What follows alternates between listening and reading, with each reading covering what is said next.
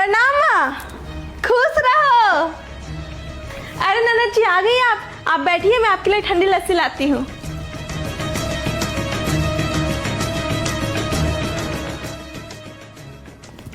माँ वैसे घर देखकर लग रहा है कि भाभी के हाथ में पूरा घर का कंट्रोल आ गया है। क्या बोल रही हो? अब आ ही गई हो तो चलो मार्केट। मैं मार्केट जा रही हूँ, तुम भी साथ चलो। मार्केट क्यों जा रही हो माँ? इतनी गर्मी है बाहर, मैं नहीं जाऊंगी, लू लग जाएगी। ठीक है तू बैठ। बहू कल मायके जा रही है शादी में, तो बहुत दिनों से झुमका के लिए बोल रही थी शादी में पहनेगी, तो ला देती हूँ। माँ आपको क्या जरूरत है फजूल का खर्च करने का? आपको तो पता है ना सोना कितना महंगा हो गया है। आप अपने बारे में सोचो। अरे बेटी, शादी के इतने साल हो गए हैं, कभी कुछ नहीं मांगी है मुझसे। तो आपको भी दी है कुछ? बेटी मेरी सारी जरूरत के ध्यान रखती है मेरी बहू, और क्या चाहिए बुढ़ापा में। तू बैठ, मैं लेकर आती हूँ।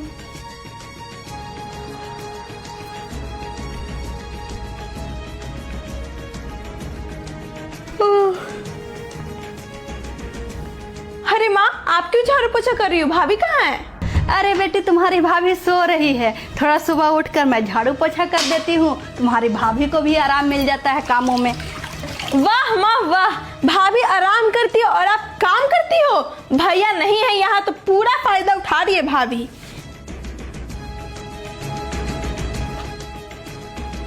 अगर मैं नहीं देखती तो मुझे पता भी नहीं चलता। अभी फोन करती हूँ भैया को। क्या हुआ नन्ना जी? क्या नहीं हुआ ये पूछो। मतलब आप सो रही थी और माँ यहाँ काम कर रही है। अगर बहू के रहते माँ को ही काम करना पड़े तो क्या फायदा है ऐसी बहू का? नन्ना जी ऐसा कुछ नहीं है, माँ जी अपने मन से करती है काम, मैं नहीं इनको बोलती हूँ कुछ करने। हाँ बेटी बहू सही कह रही है, मेरा ही टाइम पास नहीं होता है तो सुबह सुबह झाड़ू पोछा कर देती हूँ, फिर नहा धोकर पूजा पाठ कर लेती हूँ, थोड़ा बहू को भी आराम मिल जाता है। सारा काम घर का बहू ही करती है बेटी। आप ज्यादा पर्दा मत डालो माँ, मुझे सब दिख गया है।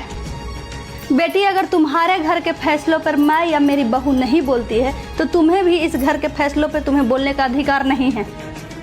बेटी ये तुम्हारा मायका है और हमेशा रहेगा, लेकिन तुम्हारे पास एक और घर है जो तुझे अपने तरीके से सजाना है, जैसे मेरी बहू इस घर को अपने तरीके से सजा रखी है। बेटी अगर तू इस घर में अपनों की तरह आएगी तो तुझे इस घर में मान भी मिलेगा और सम्मान भी। माँ मैं समझ गई, लेकिन एक बहू की नजर में एक सास कभी माँ नहीं बन सकती, याद रखना। हाँ बेटी, क्योंकि कोई सास नहीं चाहती कि उसकी बहू उसकी बेटी की तरह रहे। सोनी जब रोते हुए संसार में बेटी आती है तो उसे माँ गोद में उठाती है, लेकिन वही जब बहू रोते हुए ससुराल आती है तो उसे सास गले लगाती है। माँ जीवन देती है तो सास जीवन साथी। माँ चलना बैठना सिखाती है तो समाज में सास उठना बैठना सिखाती है। माँ अपनी बेटी को कोमल कली की तरह रखती है तो वही एक सास अपनी बहू को विशाल वृक्ष बनाती है। हर माँ अपनी बेटी को सुख में जीना सिखाती है, लेकिन सास अपनी बहू को दुख में भी जीना सिखा देती है। बेटी माँ भगवान की तरह होती है तो सास गुरु की तरह होती है। समझ गई माँ, एक बेटी से ज्यादा इस घर में एक बहू को इज्जत मिल रही है।